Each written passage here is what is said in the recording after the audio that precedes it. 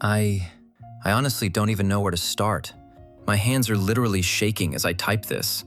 I've been lurking on this sub for years, listening to these horror stories, thinking, man, at least my family isn't that bad. Turns out, they were just biding their time. I'm posting this from a throwaway account because my brother is chronically online, and if he finds this, it will just add fuel to the dumpster fire my life has become in the last 48 hours. For some background, I'm 29, male. My wife, Sarah, is currently 7 months pregnant with our first child. We are overjoyed, but obviously stress is the last thing we need right now. I come from a classic toxic family dynamic. My older brother, Kyle, is the golden child. The sun rises and sets on his ass. He has never held a job for longer than 6 months. He's misunderstood, or the boss was a tyrant, or the universe just conspired against him. My parents, specifically my mother, have bailed him out of credit card debt, 2 DUIs, and a failed entrepreneurial venture selling drop-shipped garbage that cost them nearly $50,000. Then there's me, the scapegoat, or maybe just the invisible child. I worked 2 jobs through college, took out my own loans, and built a career in structural engineering. I didn't ask them for a dime, mostly because I knew the answer would be no. 3 years ago, my grandfather passed away. He was the only person in my family who actually saw me. He knew my parents were bleeding their retirement dry for Kyle. So, in his will, he bypassed my parents entirely. He left his estate, a dilapidated, terrifyingly large Victorian farmhouse on 6 acres of land, directly to me. The caveat? It was falling apart. The foundation was cracking, the roof was basically Swiss cheese, and it was filled with hoard. My parents were furious they didn't get it, but they laughed at me when I accepted the inheritance. My dad literally clapped me on the shoulder and said, "Good luck with the money pit, kid. You'll be bankrupt in a year." I wasn't. Sarah and I moved into a trailer on the property. We spent every weekend, every holiday, and every spare dollar for 3 years restoring this place. I did the structural work. She did the interior design. It was hell, but it bonded us. Now, it's stunning. It's appraised at 4 times what it was worth. It's our dream home. We even converted the old Carriage House, a detached garage with a loft, into a guest suite for when Sarah's parents visit. That brings us to last Friday. My parents and Kyle haven't visited in over a year. They hate the drive, and frankly, they hate seeing me succeed. But suddenly, Mom calls me. She's frantic. She says we need a family summit. She uses that voice, the one that implies if I say no, I'm killing her. She says they want to come over for dinner to celebrate the baby and reconnect. I was suspicious. Sarah was suspicious. But they're my parents. And with the baby coming, I had this stupid, naive hope that maybe they wanted to be grandparents. God, I was so stupid. They arrived at 6 p.m. sharp. Kyle brought his new fiancée, Tiffany, who I had met exactly once. She looked at our house like a starving wolf looks at a lamb chop. She didn't say hello, she just walked in and said, "Wow, you guys really fixed this dump up. It's huge." We sat down for dinner. I made lasagna. The tension was thick enough to cut with a knife. My dad was drinking my scotch a little too aggressively. Mom was fidgeting. Finally, after the plates were cleared, Mom cleared her throat. She put her hand on Kyle's arm and smiled that beatific martyr smile. "OP, Sarah," she started. "We are just so proud of what you've done with Grandpa's house. It really stays in the family." "Thanks, Mom," I said. I felt a knot form in my stomach. "Well," she continued, "since Kyle and Tiffany are getting married next month, and with the baby coming for you two, we realized the current living situation just isn't fair." "What isn't fair?" Sarah asked, putting a protective hand on her bump. "Kyle is struggling," Dad chimed in, his voice booming. "Rent is skyrocketing. He's trying to get his feet under him. And you two, you have this mansion. Just for 2 people and a baby. It's excessive." I put my fork down. "Dad, we worked for this. What are you getting at?" Kyle finally spoke up. He leaned back in my chair, looking at the ceiling. "Look, bro, Mom and Dad think, and I agree, that it's time to balance the scales. Granddad wasn't in his right mind when he cut Mom out. This property belongs to the family. Mom reached into her oversized purse and pulled out a thick manila envelope. She slid it across the table. The sound of that paper sliding against the wood echoes in my head. "What is this?" I asked. "It's a solution," Mom said. "We've had a lawyer draft up a quitclaim deed. It transfers the title of the carriage house and the 2 acres surrounding it to Kyle and Tiffany. It also grants them permanent access to the main driveway and the pool." I felt the blood drain from my face. "You want me to give Kyle a third of my property? The carriage house that I just spent $40,000 renovating for Sarah's parents? They can stay in the guest room in the main house," Tiffany snapped. "We need our privacy. And since you got the house for free, it's not like you're losing money. You're just sharing your luck." "Luck?" I stood up. My voice was trembling. "I spent 3 years sweating and bleeding into this dirt. I paid the back taxes. I fixed the foundation. Where was Kyle when I was digging drainage ditches in the rain?" "Oh, right. He was in Cancun on your credit card." "Do not speak to your brother that way." My dad slammed his fist on the table. "He is family. You have more than you need, and you are being a greedy little miser, just like your grandfather. You will sign those papers, or you are no son of mine." The room went dead silent. Sarah stood up, her face pale. She walked over to the front door and opened it wide. "Get out," she said. Her voice was quiet, but it was terrifying. "Excuse me?" Mom gasped. "Get out!" I roared. I have never yelled at my parents in my life. "Get out of my house. Take your paperwork, take your golden child, and get the hell off my property before I call the sheriff." It was chaos. Mom started fake crying, loud, wailing sobs. Dad was screaming that I was stealing his inheritance.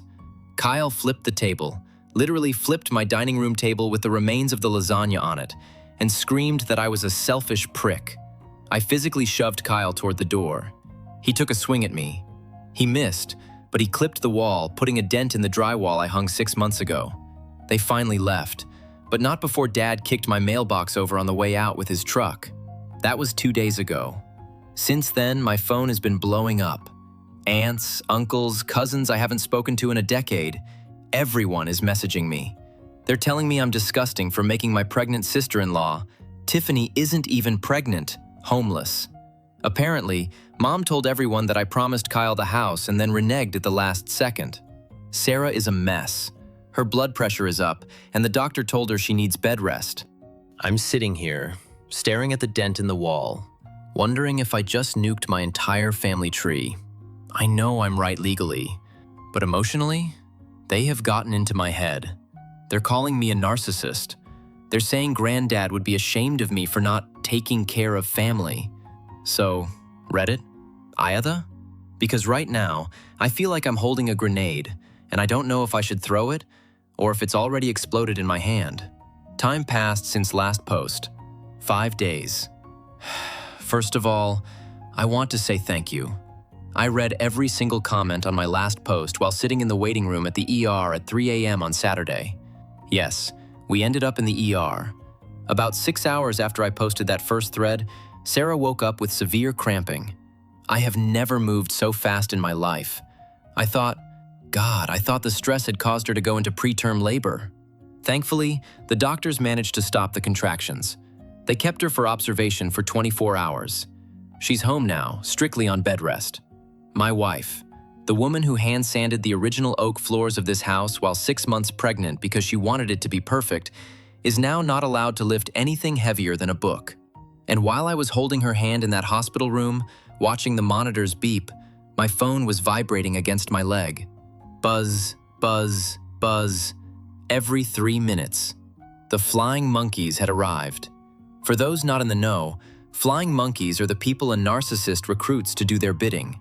In this case, it was my Aunt Linda, Mom's sister, and a barrage of cousins I haven't seen since the Obama administration. I made the mistake of answering Aunt Linda's call in the hospital hallway because I thought maybe, just maybe, Mom had told her Sarah was in the hospital and she was calling to check on us. Nope. Here is the transcript of that call, as best as I can remember it. I wish I had recorded it, but my brain was fried. Aunt Linda: OP, finally! Your mother has been worried sick. She says you physically assaulted Kyle? And you threw them out into the cold? Me. Linda, I'm at the hospital. Sarah is having complications. Aunt Linda. Oh, please. Your mother said Sarah looked perfectly fine at dinner until the subject of the house came up. Don't use your wife as a shield for your greed. It's ugly. I felt the heat rise up my neck. Greed? They tried to force me to sign over a third of my property, Linda. Kyle flipped my table. He put a hole in my wall. Aunt Linda. He's under a lot of pressure. Do you know how embarrassing this is for him? He already told Tiffany's father that the Carriage House was his inheritance. He promised them a venue for the rehearsal dinner. Bingo. Me. Wait. Repeat that. He told Tiffany's father, what? Aunt Linda. That the Carriage House is his.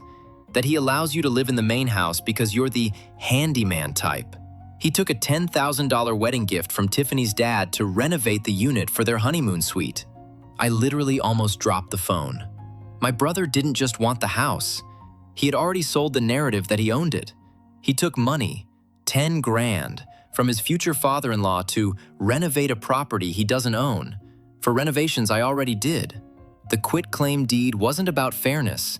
It was about keeping Kyle out of jail for fraud. I hung up on Linda. I didn't even say goodbye.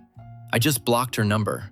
Then I blocked Mom, Dad, Kyle, Tiffany, and every cousin who sent me a frowny face emoji. When I got Sarah home and settled, I went into war mode. I called a lawyer, a pit bull of a woman named Ms. Vance, who handled my grandfather's estate initially. When I told her about the coerced signing and the threat, she went dead quiet. Oh, P, she said. If they show up again, you call 911 immediately. Do not engage. Do not open the door. I am drafting a cease and desist letter outlining that they are not to step foot on the property. But that is just paper. We need security. I spent Sunday installing cameras. I put a Ring doorbell on the front, floodlight cams on the corners, and a specific high-def camera pointing directly at the Carriage House driveway. I also changed the keypad codes on the electronic locks to the guest suite, just in case Kyle had swiped a spare key from Mom's purse years ago. She used to have a copy for emergencies. I took it back immediately after the dinner. I thought I was being paranoid. I really did. I thought, okay, they're crazy, but they aren't criminals. Time passed since the camera installation. 24 hours. Last night, Tuesday, at 11:43 p.m. I was awake, doom scrolling on my phone while Sarah slept. My phone pinged. Motion detected at Carriage House. My heart hammered against my ribs. I pulled up the feed. It was grainy at first, but then the floodlights kicked on. It wasn't a raccoon. It was a truck. My dad's truck. It backed up right to the Carriage House doors. 2 figures got out. Even in the dark, I recognized the slouch. It was Kyle and Dad. They weren't there to apologize. They were there to move in. I watched on the little screen, paralyzed for a second, as Kyle punched a code into the keypad. Beep, beep, beep, beep. Red light. Access denied. He tried again. Red light. I watched Kyle kick the door. I turned on the audio feed. Kyle. That little shit. He changed the code. He changed the fucking code. Dad. Keep it down. Try the window around the back. The latch is loose. I noticed it during the tour. They were literally breaking and entering. My father and brother were actively breaking into my property while my pregnant wife slept 100 yards away. I didn't go outside with a baseball bat. I didn't scream out the window. I called the police. 911, what is your emergency? I have 2 intruders actively breaking into my guest house. I am watching them on camera. They are trying to pry a window open. I waited. The dispatch said officers were 5 minutes out. I watched the screen as Dad went to the back. I heard the sound of wood splintering. They were actually doing it. They were breaking the window sash I had restored by hand. Then, blue lights. Silent approach. The officers didn't use sirens. I saw the flashlights cut across the driveway before Dad or Kyle noticed. I walked to my front porch, phone in hand, recording everything. Police, show me your hands. I saw Dad freeze. Kyle dropped a crowbar. Yes, he brought a literal crowbar. I walked down the driveway in my bathrobe. The officer looked at me. Sir, do you know these men? Kyle looked at me. His eyes were wide, panicked. "OP, tell them we live here. Tell them I forgot my key." I looked at the officer. Then I looked at my brother, who had endangered my wife, insulted my life, and sold my property to cover his lies. "I know them," I said, "but they don't live here, and they are not welcome here. I want them trespassed." Dad: "OP, are you insane? I am your father." Me: "Officer, I'd like to press charges for the damages to the window." They didn't arrest them right then and there. Apparently, family disputes get messy and the cops just wanted to separate us. But they issued a formal criminal trespass warning. If they come back, they go to jail. Instantly. As Dad got back into his truck, he leaned out the window. He didn't yell this time. He just pointed a finger at me. "You just started a war, boy. You better watch your back." Sarah slept through it. I haven't told her yet. I wiped the mud off the porch this morning so she wouldn't see the boot prints. But I know this isn't over. Tiffany's dad, the guy Kyle owes 10 grand or a wedding venue to, is apparently a big deal in our town. A real estate developer. I think I just poked the bear. And the bear has a lawyer better than mine. I'll update when I can. Right now, I have to go call a glazier to fix the window my own father broke. Time passed since last update. 3 weeks. If you thought the last update was bad, buckle up. I am writing this from my home office, listening to the rain hit the roof. It's finally quiet. But the lawn, my beautiful front lawn, looks like a monster truck rally took place on it. Things have escalated to a point I didn't even think was possible outside of a soap opera. For the first 2 weeks after the window-breaking incident, it was quiet. Too quiet.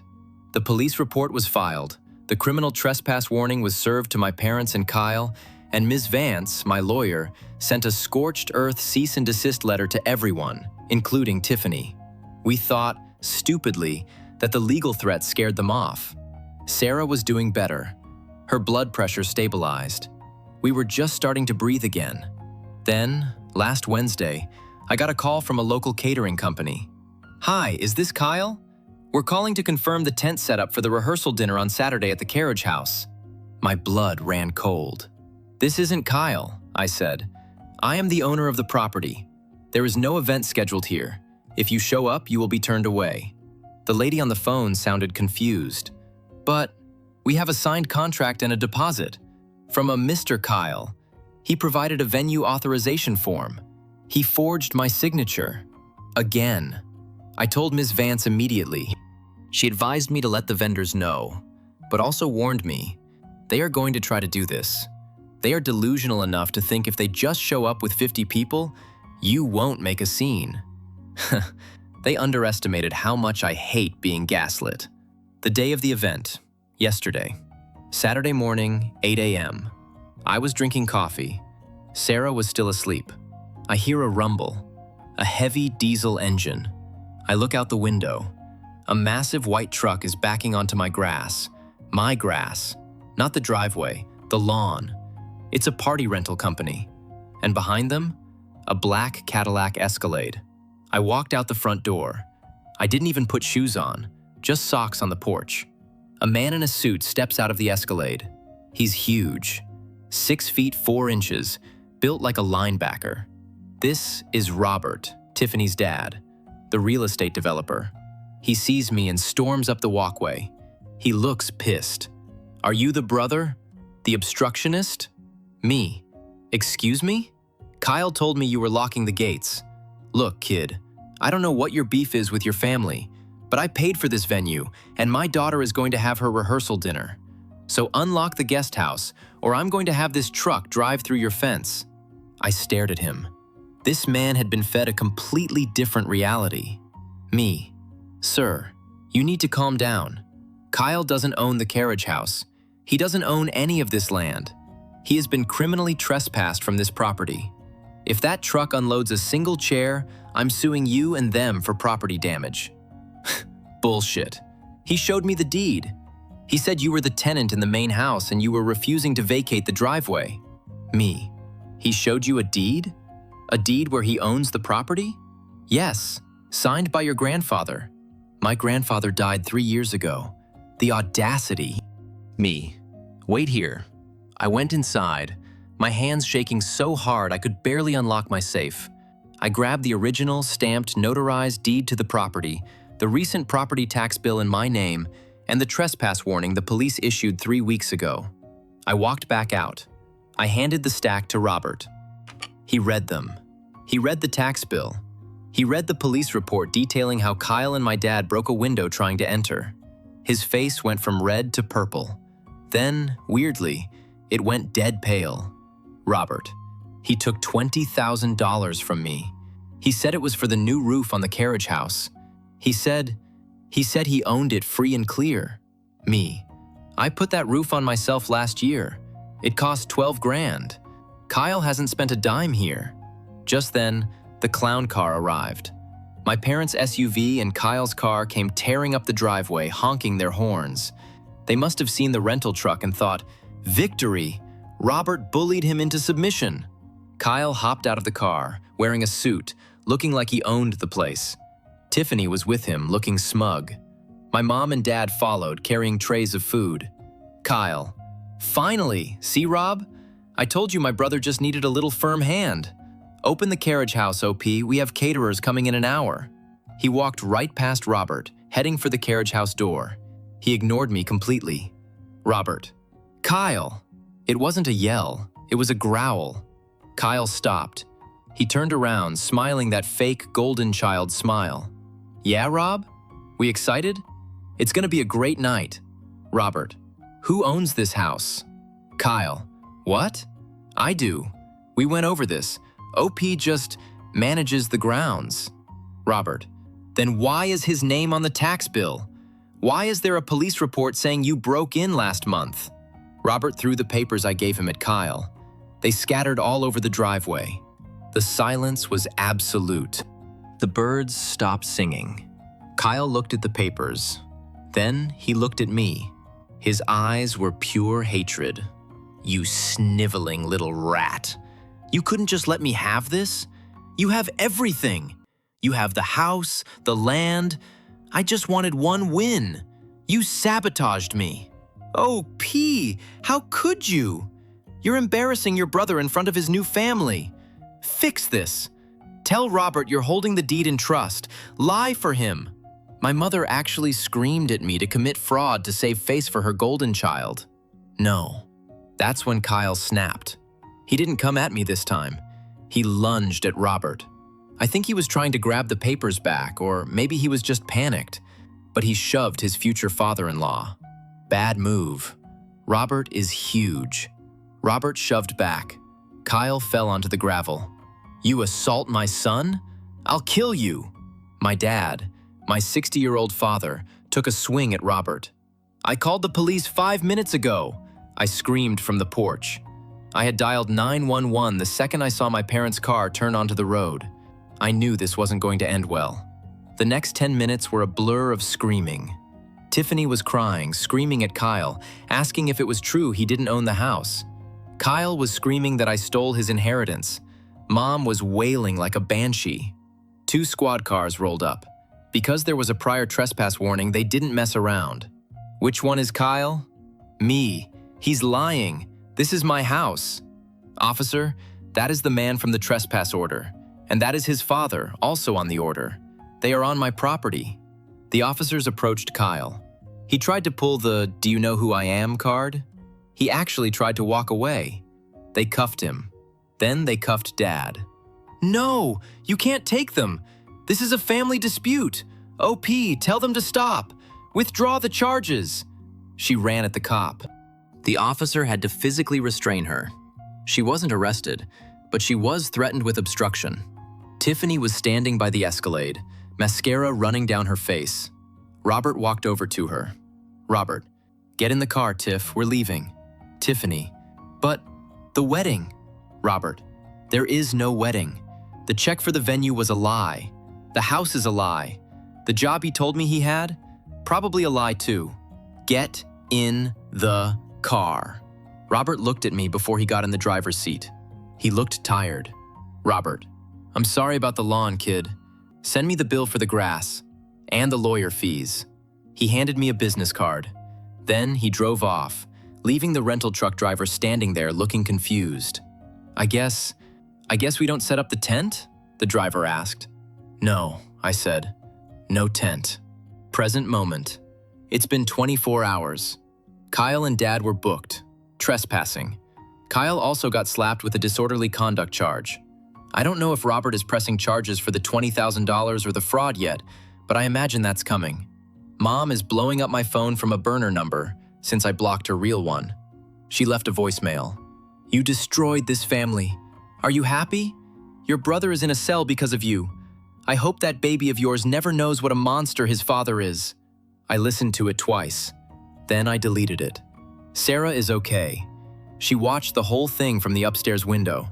She says she's proud of me, but I don't feel proud. I feel empty. I feel like I'm mourning people who are still alive. I have to go to the police station tomorrow to give a formal statement. Ms. Vance says we need to get a full restraining order now, not just a trespass warning. This is going to get worse before it gets better. Kyle has nothing left to lose, and that terrifies me. Time passed since last update. 1 year, 2 months. It's a Tuesday morning. I'm sitting on the back porch of the Carriage House. Yes, the very one my brother tried to steal, drinking a cup of coffee that is actually still hot. My son, Jack, named after my grandfather, is waddling around the grass, chasing a butterfly. He just turned 1. He has Sarah's eyes and my grandfather's stubborn chin, and most importantly, he has never met his uncle, and he never will. I know a lot of you have been waiting for this. I'm sorry it took so long.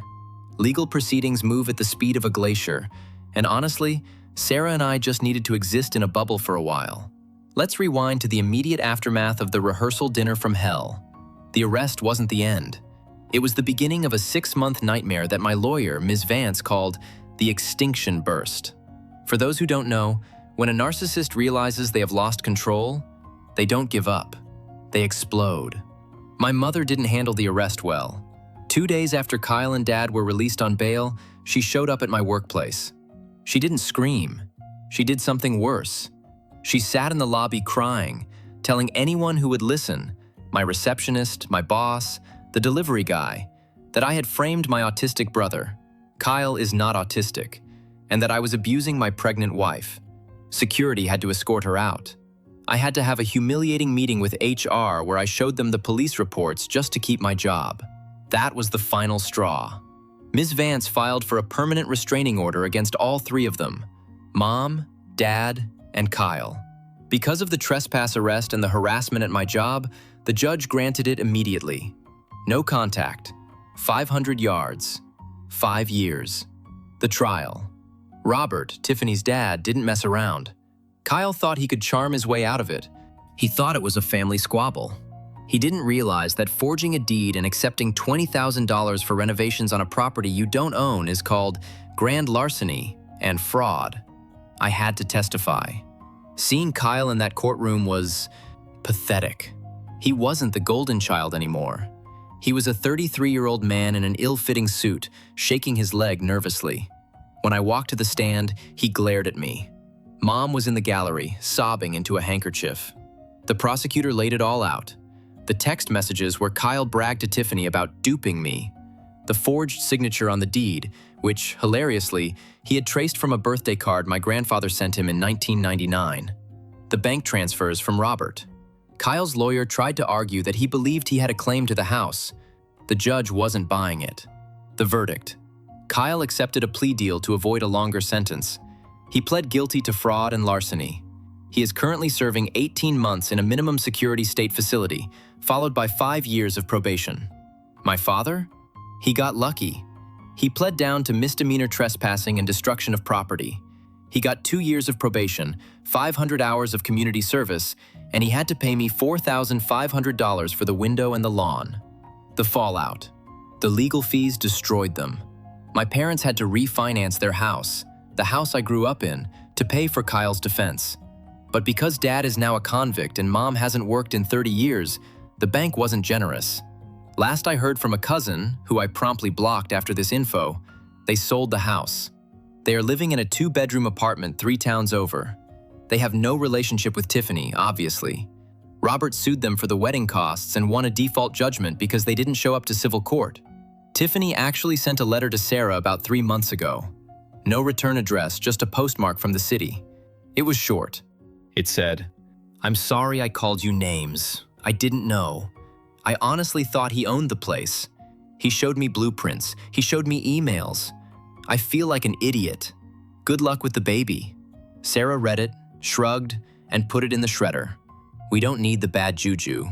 Where we are now, my life is boring, and it is wonderful. We finished the nursery just in time. Sarah had a smooth delivery. The first time I held Jack, I looked at his little face and I felt this wave of fierce protectiveness. I realized then why my parents were so dangerous. Because love isn't transactional. I don't look at Jack and think, how can he validate me? I look at him and think, how can I help him grow? My parents failed that test. They wanted a mirror, not a son. And when the mirror, me, stopped reflecting what they wanted to see, they tried to break it. Grandpa's house is finally safe. The legal title has been locked down in a trust so tight Houdini couldn't get into it. The Carriage House, the source of all this drama, is now my home office and a playroom for Jack. Sometimes, late at night, I still have a nightmare where I hear Dad's truck engine rumbling on the lawn. I wake up sweating, but then I check the cameras. The driveway is empty. The gate is locked. I haven't spoken to my mother or father in over a year. I miss them at Christmas in a weird, aching way. I mourned the parents I wished I had, but I celebrated the family I built. My walls don't have dents in them anymore. We patched the drywall. We replaced the window. We reseeded the grass. The scars are there, underneath the paint and the soil. But the structure? The structure is solid. To everyone on Reddit who told me to get cameras, to get a lawyer, and to stand my ground, thank you. You might have saved my life, or at least my sanity. We made it. We're okay.